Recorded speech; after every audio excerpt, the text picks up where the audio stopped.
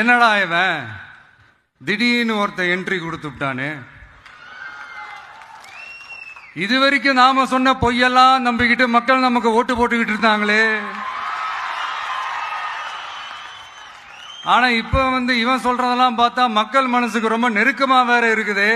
அதுவே நமக்கு ஒரு பெரிய நெருக்கடியாகவும் இருக்குது. இவனை என்ன பண்ணலாம், என்ன செய்யலாம், எப்படி இவனை இது பண்ணலாம், க்ளோஸ் பண்ணலாம், எப்படி இவனை க்ளோஸ் பண்ணலாம், ஒரு கன்ஃபியூஷன் ஒன்று வரும். அந்த கன்ஃபியூஷன்ல கத்துறதா கதறதா என்ன பண்றதுன்னு தெரியாம வர்றவன் போறவன்லாம் கட்சி ஆரம்பிக்கிறான்னு சொல்லி இப்படி ஏதாவது பேச ஆரம்பிப்பாங்க. இப்போ நம்ம ஆட்சியில் இருக்கிறவங்க நமக்கு எதிராக பேசுறாங்க இல்லையா, அந்த மாதிரி.